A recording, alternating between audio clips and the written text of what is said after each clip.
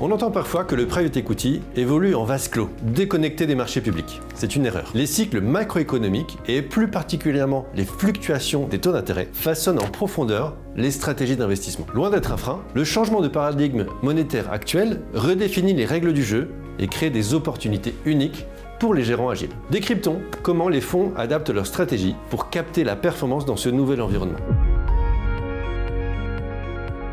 Le premier impact évident des taux d'intérêt concerne le coût de la dette. Dans un modèle de LBO traditionnel, la performance reposait en partie sur l'ingénierie financière et l'effet de levier. Avec des taux d'intérêt plus élevés, la donne change. La performance ne s'achète plus par de la dette bon marché, elle se construit. Les gérants se concentrent désormais sur le build-up stratégique et l'optimisation opérationnelle. C'est un retour aux sources vertueux, où la création de valeur réelle au sein des entreprises devient le principal moteur de l'alpha, qui est la surperformance par rapport à la moyenne du marché.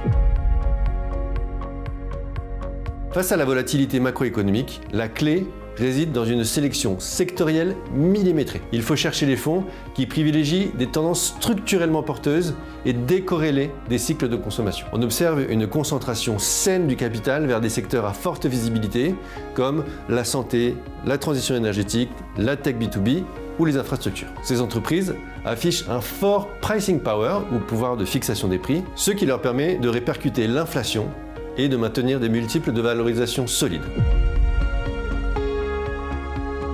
Enfin, ce contexte macroéconomique fait émerger un segment particulièrement dynamique, le marché secondaire. Certains investisseurs institutionnels ont besoin de rééquilibrer leur allocation d'actifs globale. Cela permet aux gérants de private equity d'acheter des portefeuilles de participation de grande qualité avec des décotes attractives. C'est une opportunité majeure pour accélérer le déploiement du capital et optimiser le point d'entrée dans le cycle. Pour illustrer cela, prenons le cas concret d'un LBO récent dans le secteur de la cybersécurité. Plutôt que de maximiser la dette, le fonds structure l'opération avec une part d'equity plus importante. Le gérant déploie immédiatement une stratégie de croissance externe en rachetant 2 concurrents européens pour créer un leader continental. Lors de la session finale, la performance ne dépendra pas d'un effet de marché, mais de la hausse de l'EBITDA et de la solidité du positionnement stratégique. Un fonds bien construit ne subit pas l'environnement macroéconomique, il l'utilise pour surperformer. Pour en savoir plus et accéder à toutes nos vidéos, rendez-vous sur opalcapital.com.